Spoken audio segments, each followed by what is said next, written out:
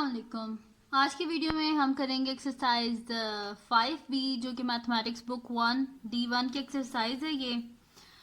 और इसका 5C और 5D जो है ये मैं अपनी पिछली वीडियोस में कर चुकी हूँ, उनका लिंक मैं डिस्क्रिप्शन में भी दे दूंगी, आप वहाँ से देख लीजिएगा। और जो प्लेलिस्ट मैंने बनाई है ओ लेवल्स की बुक की वो भी मैं डिस्क्रिप्शन में दे दूंगी, आप वहाँ से देख लीजिएगा। और स्टार्ट करते हैं। और इसको वीडियो को स्टार्ट करने से पहले अगर अभी तक आपने मेरा चैनल सब्सक्राइब नहीं किया तो इसको सब्सक्राइब कर दीजिए और बेल आइकन को जरूर प्रेस कीजिएगा ताकि आपको न्यू आने वाली वीडियोस के बारे में पता चल सके। तो जी स्टार्ट करते हैं। हमारे पास क्वेश्चन नंबर 13 है कि if a is equal to B by C minus B है हमारे पास, फाइंड करनी है हमने वैल्यू ऑफ b, जबकि a इज इक्वल टू 3 है और c इज इक्वल टू क्या हमारे पास 10 है। ठीक है, इसको भी बिल्कुल वैसे करेंगे जैसे पिछले क्वेश्चंस को किया था, सिंपल वैल्यूज डाल के सिंप्लीफाई कर देंगे।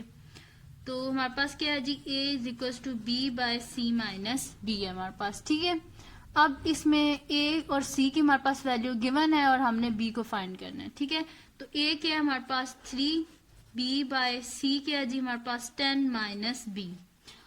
सिंपल कर देंगे जी, जिसके नीचे डिनोमिनेटर में कुछ नहीं होता उसमें 1 होता है, और इनको क्या कर देंगे क्रॉस मल्टीप्लाई। ठीक है, तो इनको हम क्रॉस मल्टीप्लाई कर देते हैं। हमारे पास क्या हो जाएगा जी 3 into 10 minus B which is equal to B 1 into B B हो जाएगा। ठीक है, तो 3 10 का क्या हो जाएगा हमारे पास 30 plus minus minus 3b which is equal to b हो जाएगा हमारे पास। ठीक है, तो हमने क्या, हमें किसकी वैल्यू चाहिए, b की चाहिए, तो हम क्या कर देंगे 3b जो है बोथ साइड पे ऐड कर देंगे, तो यहाँ से कैंसिल आउट हो जाएगा और यहाँ पे b प्लस 3b हो जाएगा। तो 30 is equal to b plus 3b। ठीक है, तो ये हमारे पास हो जाएगा 30 is equal to b plus 3b क्या हो जाएगा जी 4b हो जाएगा हमारे पास। अब क्या कर देते हैं, डिवाइड कर देते हैं 4 को बोथ साइड से, लिख देते हैं डिवाइड 4 ऑन बोथ साइड्स। तो 30 by 4 which is equal to 4b by 4, 4 और 4 कट गए हमारे पास, यानी कि b इज इक्वल टू आ गया 30 बाय 4। ठीक है, इस तरह लिख रहे हैं 30 by 4 is equal to b या b is equal to 30 by 4, एक ही बात है।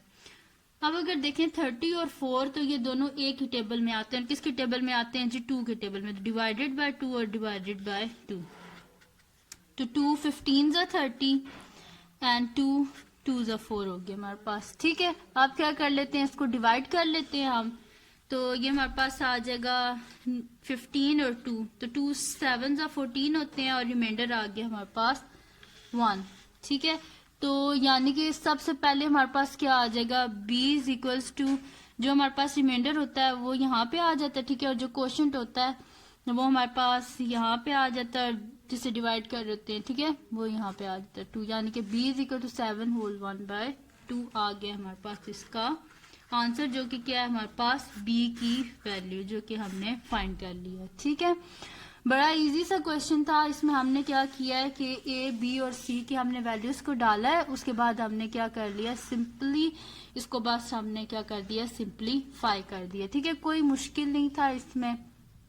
अब करते हैं जी हम इसका नेक्स्ट क्वेश्चन जो कि हमारे पास क्वेश्चन नंबर 14 है, वो हम करते हैं। ठीक है जी,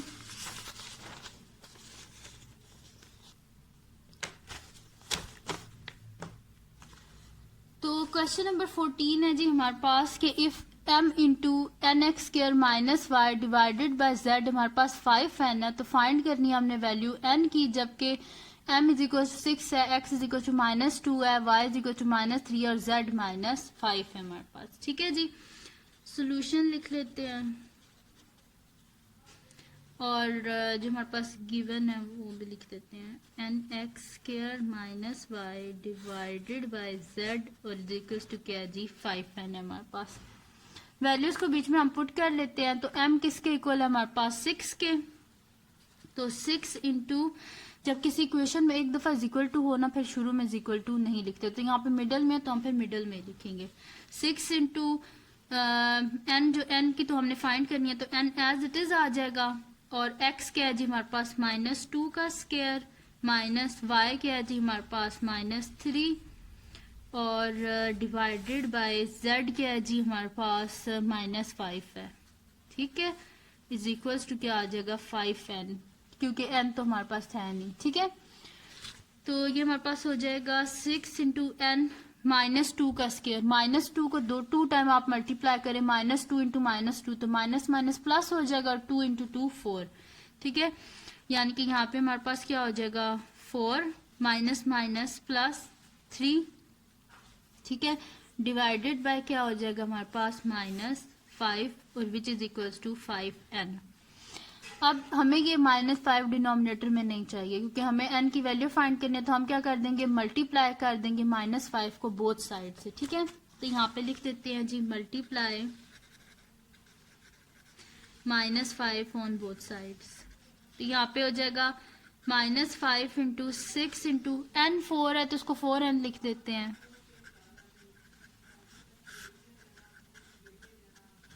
-5 इंटू 5n। ठीक है, -5 और -5 कट के, तो 6 को अंदर मल्टीप्लाई कर देते हैं। 6 4 जा क्या होता है जी 24n, और 6 3 जा 18। ठीक है, which is equals to -5 into 5 -25 और साथ में n। ठीक है, आप क्या कर लेते हैं, हमें किसकी वैल्यू चाहिए जी n की चाहिए, तो हम क्या कर देते हैं ऐड कर देते हैं 25 को बोथ साइड पे। ठीक है,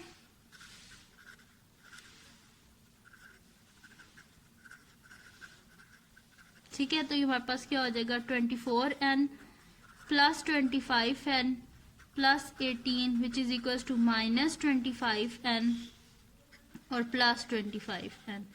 ये कट के 24n और 25n क्या हो जाएगा जी हमारे पास 49n plus 18 is equals to -25 और प्लस 25n कट गए, यानी कि 0 आ गया।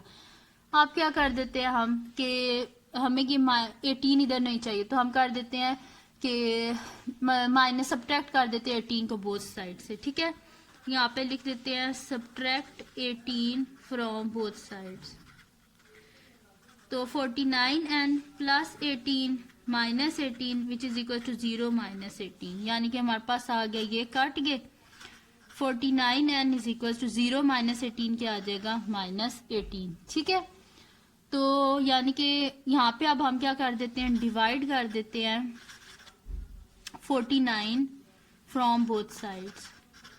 ठीक है, 49 को बोथ साइड से हम डिवाइड कर देते हैं, तो हमारे पास क्या आ जाएगा जी 49n by 49 which is equal to -18 by 49। 49 और 49 कैंसिल आउट हो गए, यानी कि n क्या आ गया हमारे पास -18 बाय 49। ठीक है, ये आ गया हमारे पास।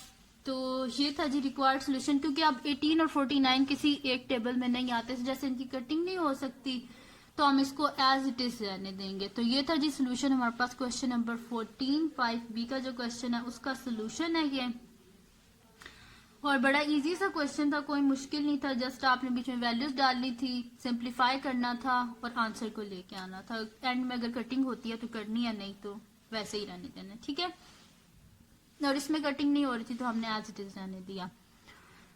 तो ये थी जी आज की वीडियो। अगर आपको पसंद आई हो तो इसको लाइक कीजिएगा, मेरे चैनल को सब्सक्राइब कीजिएगा और बेल आइकन को लाजमी प्रेस कीजिएगा, ताकि आपको न्यू आने वाली वीडियोस के बारे में पता चल सके।